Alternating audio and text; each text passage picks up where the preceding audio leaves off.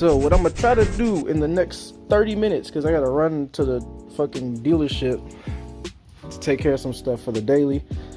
I'm gonna try to install my catch can. So I've already done a video on how to put the AN fittings in the valve covers. I got a 90 AN, 90 to push lock going off of both of those. I have another one, 90 to push lock, going here. This is the catch can.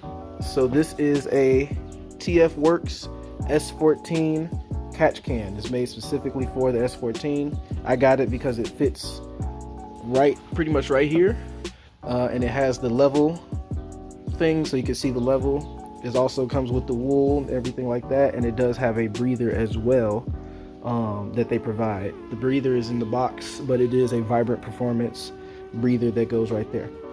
From what it looks like, one bolt there, one bolt there, no other bolts. Should fit right here. Probably gonna have to take this out in order to install it and then go from there. So we'll see. I'm gonna pop this off anyway. This looks like it's all 10s. Actually, I can confirm that right now because the 10 is on my impact, or my mini impact, and all 10s. All right, so that's that. I'm gonna pop this off. Let's continue. All right, so I did manage to get it in. I didn't have to take this all the way out, and on top of that, I didn't know how to take it all the way out. After you unbolt this and pull this out, it doesn't just pop off. It's something else back there that has to be taken off, so it didn't come out. But with it being loose, I was able to get this in. So the first bolt back there, the second bolt right here. I couldn't get the second bolt in there to the point where it came out on the other side, but like, you gotta, you know, it's not nothing too crazy, so I'm not fully worried about it right now.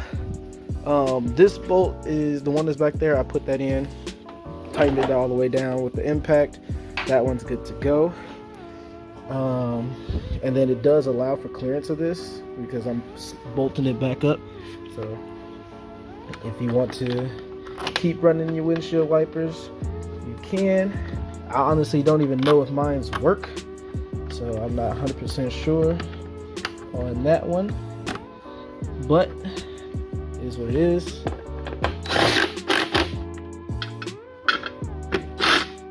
one needs to do with the actual thing. So next step for this is push lock fittings. Yes, I have the hose for it, and I also have, so this is what I was talking about. This is the breather that they give you, Vibrant Performance.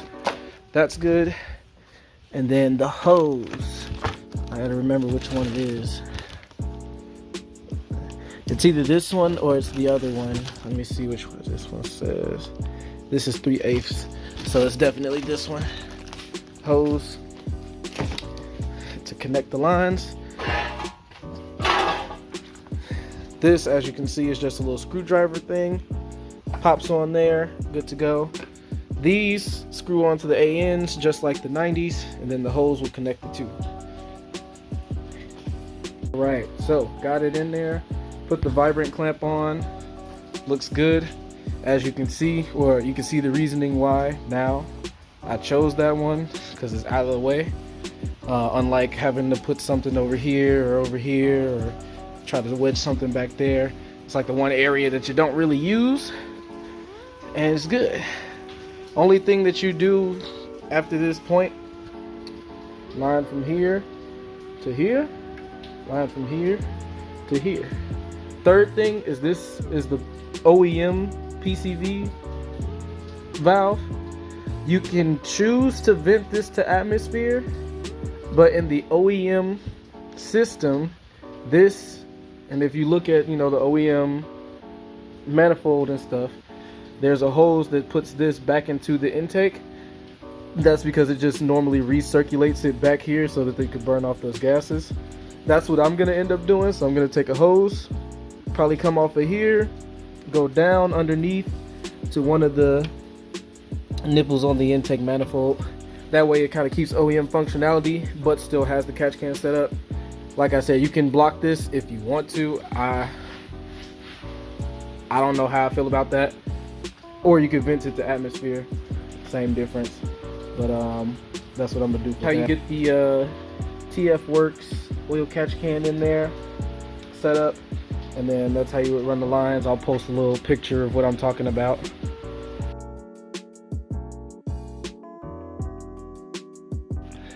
There's a lot of ways that you guys could route, do the lines. You can do AN lines all the way through. That way you'll just get an AN 90 and then have an AN line made from that point to that point. I am not capable of making AN lines that I am comfortable with the equipment that I have. So I made a while ago, I made this one for my turbo drain, and while it is there, it is together, and it is an AN line, I don't trust it.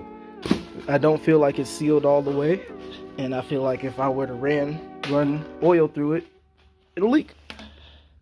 So I'm gonna either switch to push lock fittings for the turbo drain, or have somebody custom make a AN line for me, which is probably what I'll end up doing.